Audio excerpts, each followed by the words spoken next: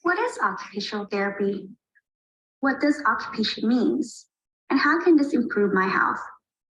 Hello, my name is Aubrey Enriquez, and I'm a first-year occupational therapy student at Duke University.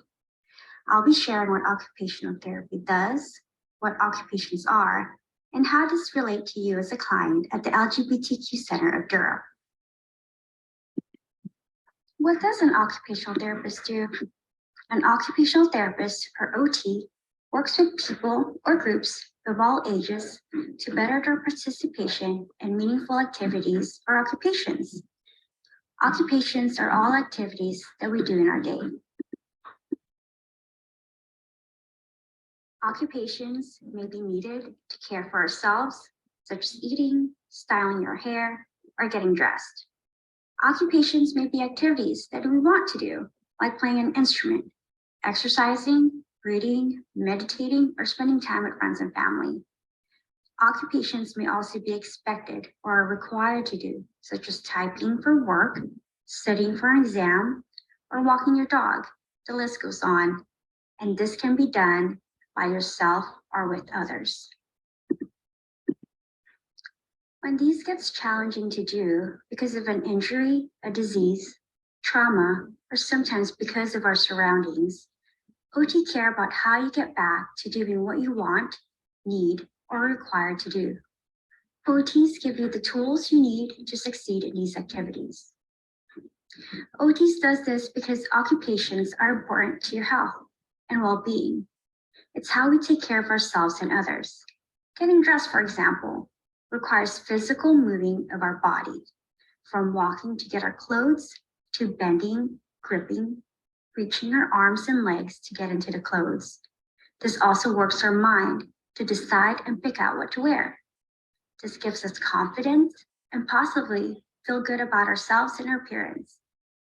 Dressing can also be a way to express ourselves and who we are and feel we belong to a group, culture, or religion. An OT will first want to get to know you and how you take up your time in a day. They will ask, what do you do when you get up in the morning or when you go to bed? OT will tell you their roles and ensure that if the service is right for you or not. When you come to your appointment at the center, an OT will want to know how you think your physical or mental health affects your routines or habits, and what you want or need support with to feel satisfied to be uniquely you. Throughout your time together, an OT will take notes or ask to watch how you do these routines or habits to understand better how they can help. From there, you and your OT will work together to come up with a plan to reach your goals. These goals are specific to you and have a time frame to keep track of your progress, maybe 2 weeks, a month, or more.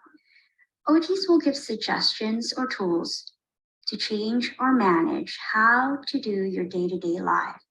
You will have follow-up appointments in person or virtual, practicing or learning new ways to do the occupations that you have decided when making your goals. Now, after a certain time, an OT will check in to see how you're doing. Goals and plans can change because life happens, and OTs understand this and will work with you to adapt to these changes. Once you make it to the end of that time frame, your OT will decide if you believe you have reached your goals and it's time to end the service. Or maybe you need more support or found new goals to do and the process starts again. As I've mentioned, OTs can also work with a group. They can look at the occupations of a population, a community, or an organization. The OT completes the same action of finding what is needed, wanted, or required to do, but now addressing a collective voice to achieve a common need, goal, or occupation. This may look different from a person-therapist relationship, but when we're working with families as a group, a community, or a business, nonprofit organization, the OTs always puts their clients' needs first, whether it is for one person, 2, 3, or more people. You may find OT working in hospitals, clinics, schools, organizations, or communities like the LGBTQ Center of Durham. I hope you found this helpful and learned what occupational therapy can do for you and your health. Thank you for listening.